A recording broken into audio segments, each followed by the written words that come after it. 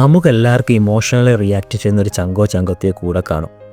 എന്നാൽ നമ്മൾ എന്തുകൊണ്ടാണ് ഇങ്ങനെ ഇമോഷണലി റിയാക്ട് ചെയ്യുന്നതെന്ന് എപ്പോഴെങ്കിലും ഡീപ്പായിട്ട് ചിന്തിച്ചവരുണ്ടോ? നമ്മൾ ഇമോഷണലി റിയാക്ട് ചെയ്യുന്ന ആ ഒരു സമയത്ത് എപ്പോഴും ചിന്തിക്കാതായിരിക്കും കാര്യങ്ങൾ ചെയ്യുന്നത്. ഇതിൻ്റെ ഒരു പെർഫെക്റ്റ് എക്സാമ്പിൾ പറയുകയാണെങ്കിൽ, ഒരു അടഞ്ഞു കിടക്കുന്ന ഒരു വീടിന് തീ പിടിക്കുകയാണെന്ന് വിചാരിക്കുക. അപ്പോൾ നമ്മൾ എന്തായാലും ആ വീട്ടിലേക്ക് ഓടിക്കയറില്ല. എന്നാൽ നമ്മൾ സ്നേഹിക്കുന്നതോ ഇഷ്ടപ്പെടുന്നതോമായ ഒരാൾ അതിനകത്ത് ഉണ്ടെങ്കിലോ നമ്മൾ ഉറപ്പായിട്ടും അതിൽ ഓടിക്കയറി അയാളെ രക്ഷിക്കാൻ ശ്രമിക്കും.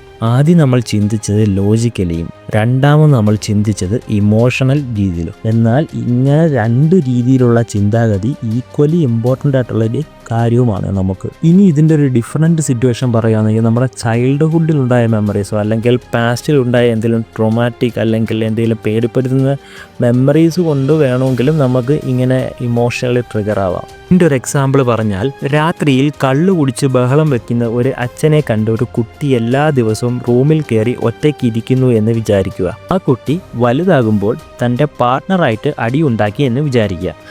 ആ ഒരു പാർട്ട്ണർ ശബ്ദം ഉയർത്തുമ്പോൾ ഈ ഒരവസ്ഥയിൽ ആ ഒരു വ്യക്തി ആ സംഭാഷണം ഒഴിവാക്കി കൂടുതലും പ്രശ്നം പറഞ്ഞു തീർക്കാനുള്ളതിന് അവോയ്ഡ് ചെയ്യാൻ നോക്കത്തേ ഉള്ളൂ. ചുരുക്കം പറഞ്ഞാൽ, ആ കുട്ടി ചൈൽഡ്ഹുഡിൽ എന്താണ് ചെയ്തത് അത് തന്നെ ഇവിടെ ചെയ്യാൻ നോക്കും. ഈവൻ പാർട്ട്ണർ ആണെങ്കിൽ പോലും ആ ഒരു പ്രശ്നം പറഞ്ഞു തീർക്കാതെ ചൈൽഡ്ഹുഡിൽ എന്താണ് ചെയ്തത് അത് തന്നെ ഇവിടെ ചെയ്യാനേ നോക്കത്തുള്ളൂ. ചുരുക്കം പറഞ്ഞാൽ, ഇവിടെ സംഭവിച്ചത്, നമ്മൾ ഒരു കറണ്ട് സിറ്റുവേഷൻ ഉണ്ടായപ്പോൾ അത് പഴയ ഒരു സിറ്റുവേഷനെ വെച്ച് കണക്ട് ചെയ്യുകയും അവിടെ എന്താണ് നമ്മളെ പ്രൊട്ടക്ട് ചെയ്യാൻ വേണ്ടി ചെയ്ത് അത് ഇവിടെ തന്നെ ചെയ്യുക. അങ്ങനെ ഇമോഷണൽ രീതിയിലും ട്രിഗർ ആവുന്നവരും ഉണ്ട്. നിങ്ങളുടെ അഭിപ്രായം എന്താണ്? അത് കമൻറ്റ് ബോക്സിൽ അറിയിക്കുക.